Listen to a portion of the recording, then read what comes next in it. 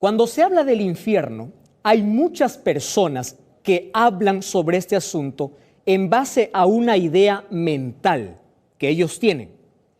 Ya escuché a muchas personas decir: pastor, yo vivo en el infierno. Otros: pastor, yo soñé con el infierno. Ya escuché muchos testimonios incluso de personas decir que murieron y fueron al infierno. ¿Por qué? Porque para muchos la palabra infierno es un lugar donde hay llamas, un lugar de tormento, un lugar donde hay cosas horribles, donde está el diablo allí con sus cachos enormes y su cola envolviendo. Esa es la idea que algunos tienen, algo terrorífico, y donde hay llamas de fuego y una persona que va al infierno está sufriendo. Entonces tú puedes preguntarte: pastor, yo voy a apagar la TV porque este programa creo que está hablando cosas que no son reales. Escúchame, si tú me preguntas a mí, ¿cree en el infierno? Mi respuesta, ¿sabes cuál es? ¿Qué crees? Sí.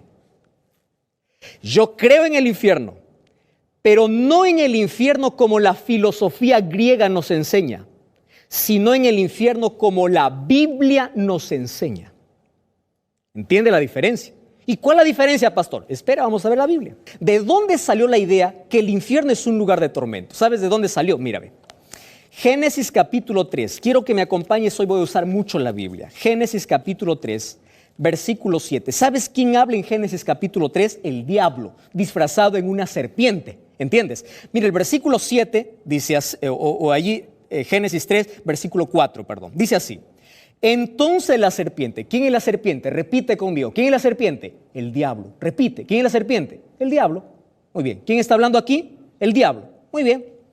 La serpiente dijo a la mujer: no moriréis. ¿Qué te parece?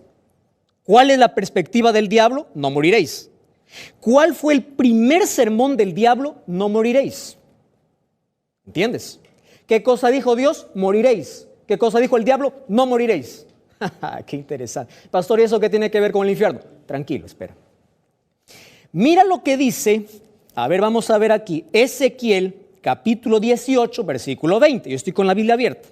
Dice así: el alma que pecare, esa morirá. Está en la Biblia, ¿correcto? Ezequiel 18, 20. El alma que pecare, esa morirá. ¿Sabes quién está hablando aquí? Dios. Entonces, ¿a quién le vamos a creer? ¿Al diablo o a Dios? Pastor, ¿y por qué está hablando esto? Bueno, aquí está el problema. ¿Por qué nosotros hemos entendido mal la palabra infierno? Porque muchas personas creen así.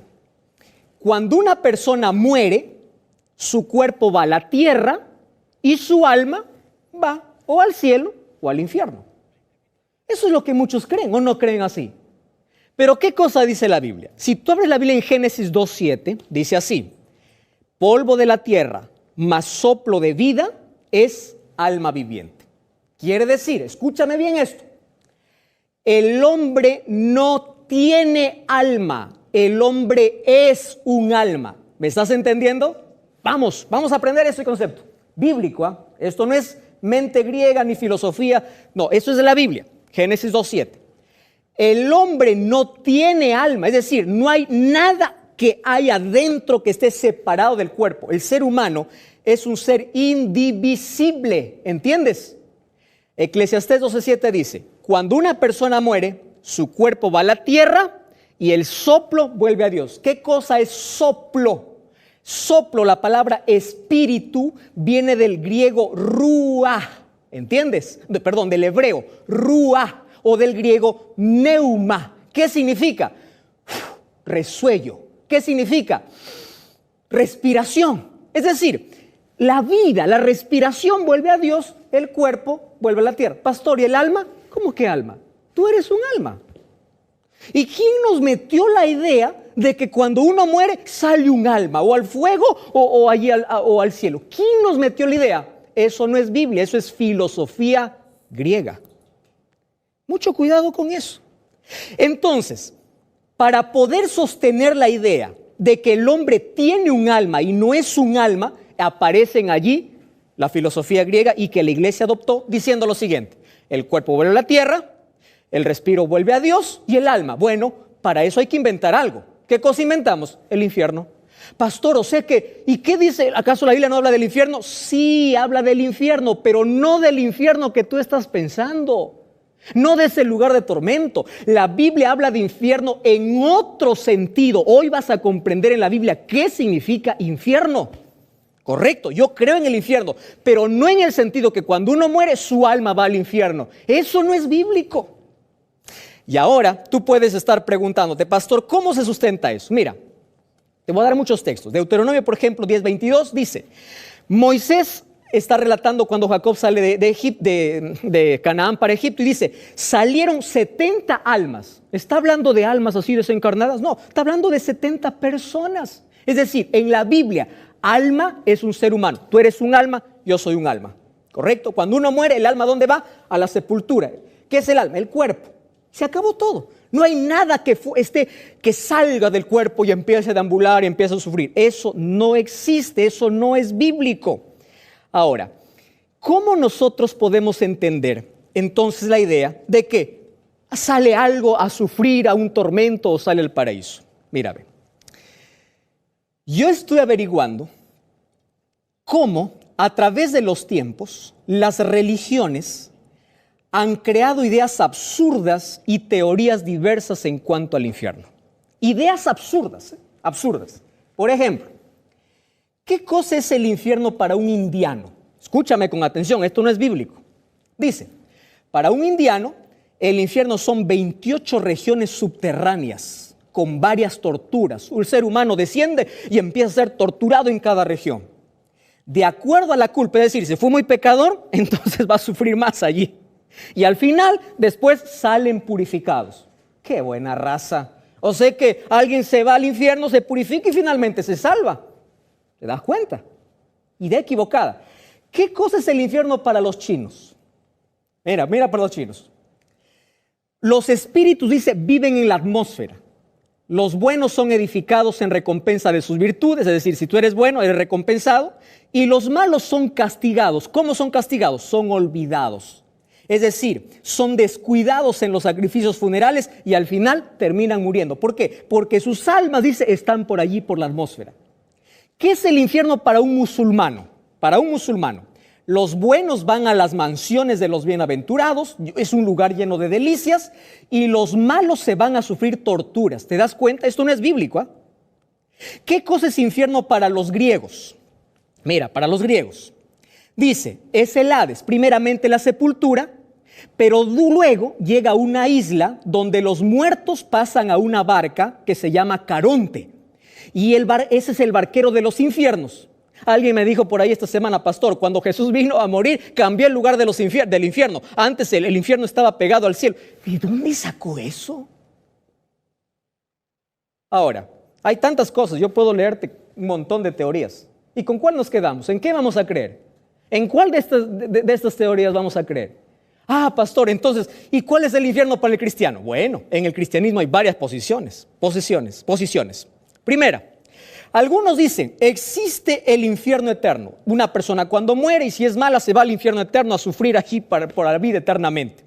Otros piensan así. Algunos mezclaron todas las filosofías paganas. Tú sabes que en la Edad Media la Biblia fue encadenada. ¿Está bien? Y allí aparecieron tradiciones, especialmente influencia griega entró dentro de la iglesia.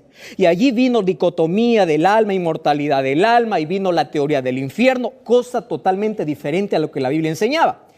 Incluso algunas pinturas imaginarias, por ejemplo, del poema de Dante, hoy lo tienen en la imaginación de muchas personas. ¿De qué? De que existen almas corpóreas, es decir, almas o hay algo que sale del ser humano a sufrir o va al cielo. Totalmente equivocado. Apareció allí la creencia católica diciendo, no, vamos a aumentar una cosa más.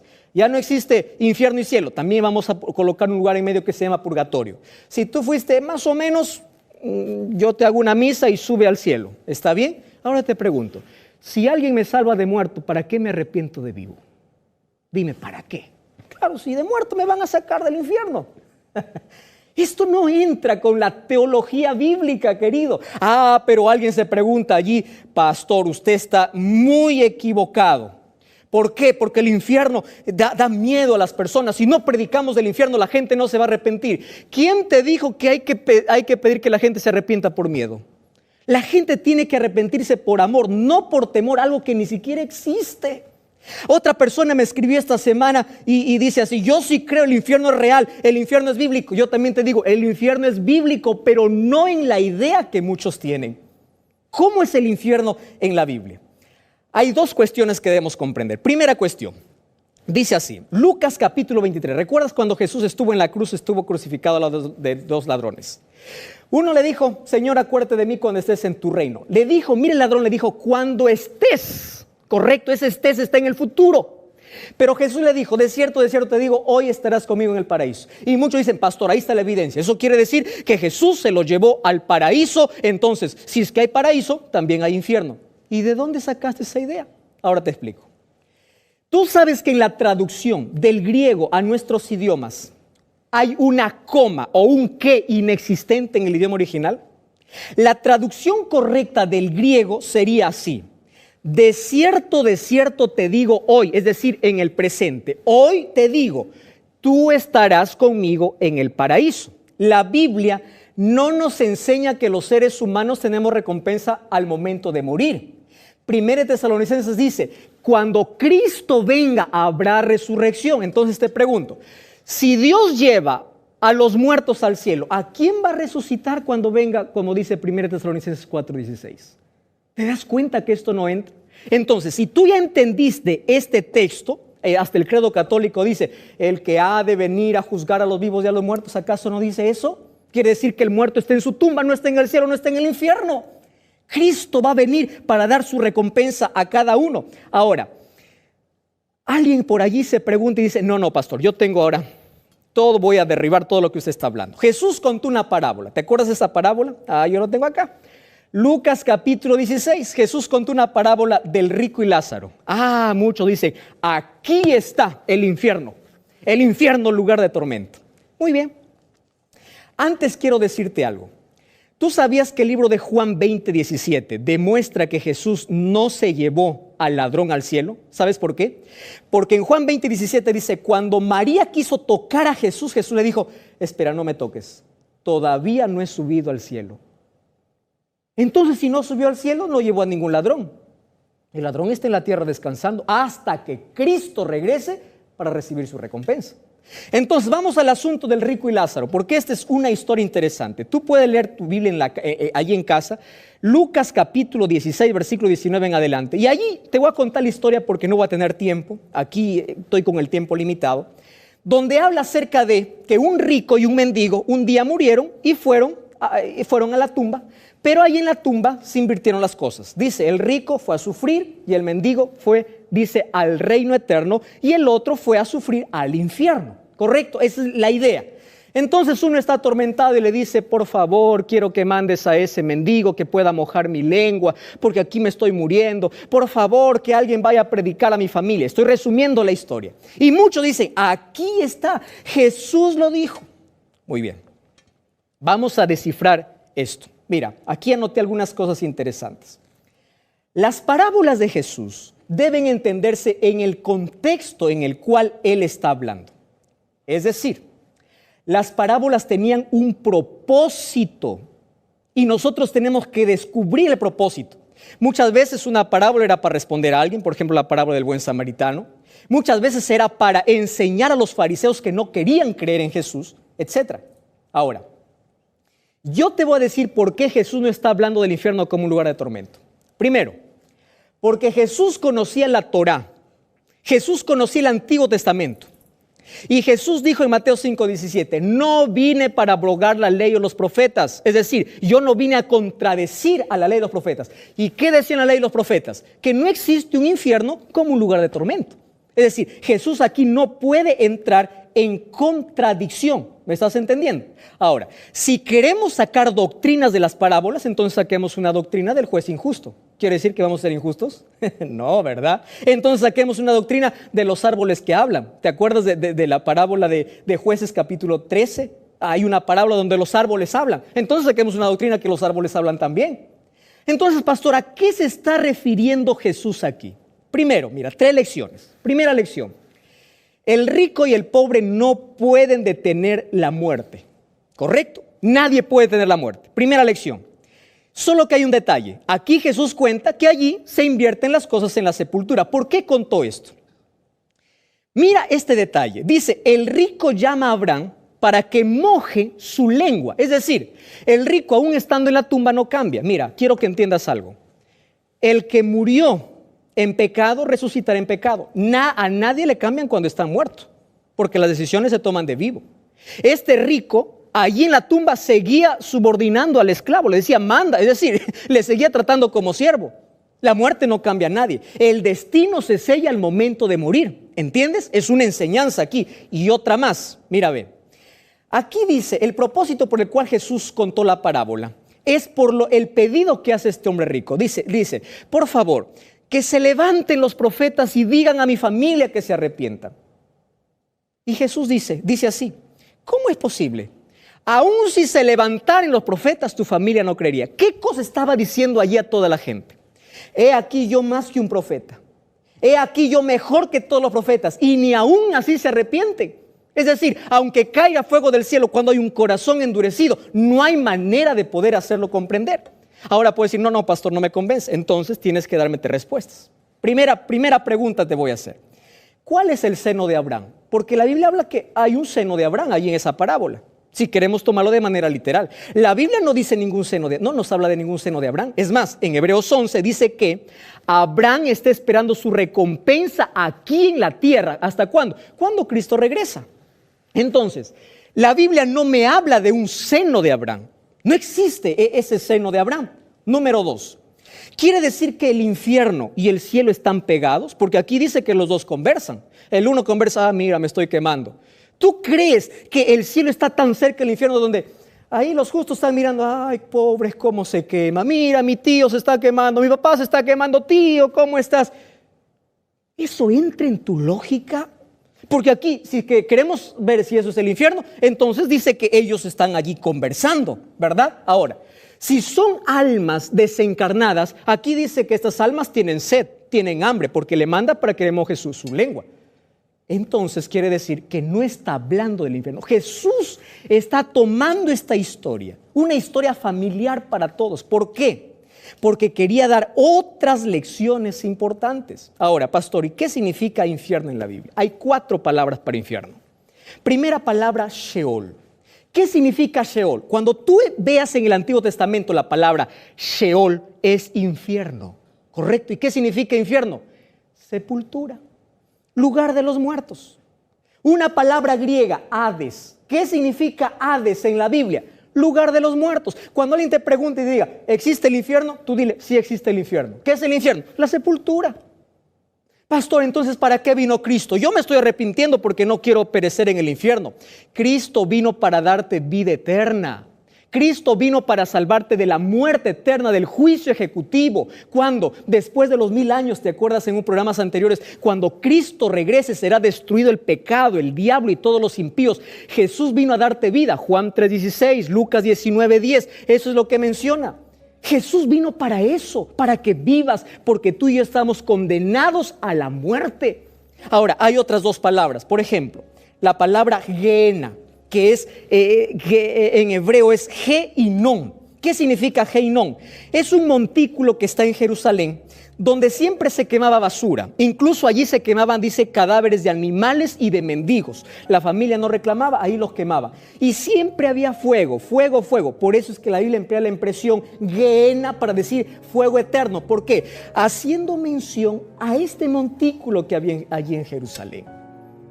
Cuando la Biblia habla acerca de infierno, no está hablando de un lugar de tormento. No, está hablando de la sepultura. Ahora, si las personas cuando mueren van al infierno y van al paraíso, ¿para qué va a venir Jesús?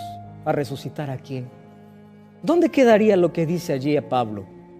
Los muertos en Cristo resucitarán primero. Querido, es momento de poder abrir la Biblia. Pastor, ¿quiere decir que Dios no va a castigar a nadie? ¿Quién dice que no? Si tú lees el libro de Apocalipsis capítulo 20, dice que los malos, los impíos, irán a morir junto con el diablo.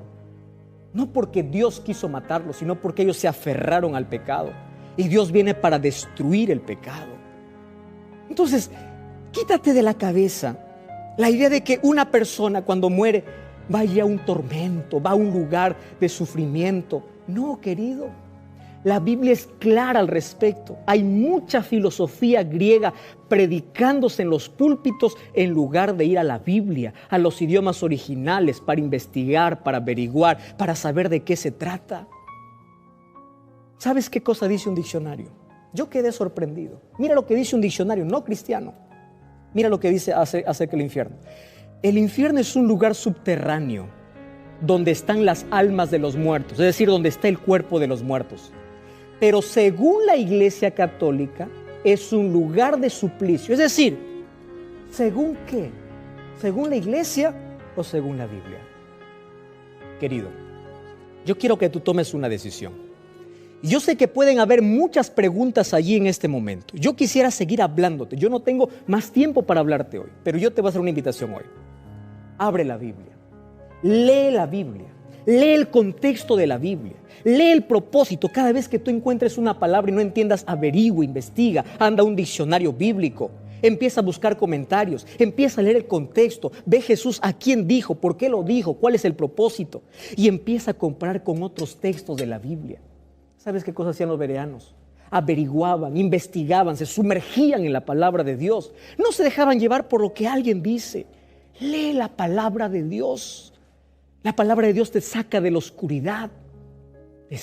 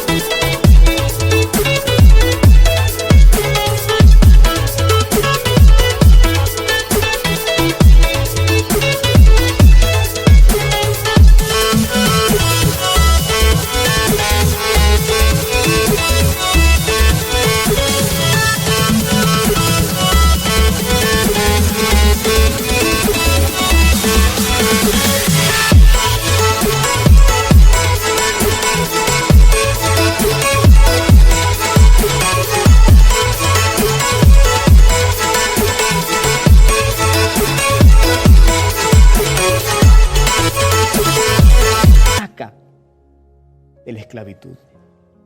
Y ahora quiero orar contigo. ¿Me permites? Cierra tus ojos allí donde estás. Querido Dios, tu palabra es sorprendente porque nos puede sacar de la oscuridad, de la esclavitud, nos puede sacar del error. Y hoy a través de ella comprendí que muchas veces podemos guiarnos por pensamientos y filosofías humanas antes que por tu palabra. Ayúdame a pegarme a lo que tú dices, no a lo que los demás creen. Ayúdame a estudiar tu palabra. Ayúdame a creer en la recompensa que tú darás a los redimidos. Yo no quiero formar parte de los impíos que se van a quemar al final cuando venga el juicio ejecutivo. Yo quiero formar parte de los redimidos que van al cielo para vivir contigo por la eternidad. En el nombre de Jesús. Amén. Como cada semana, te invito a buscar una iglesia adventista. Este sábado te espero allí. Recuerda, la verdad te da libertad y te prepara para la eternidad.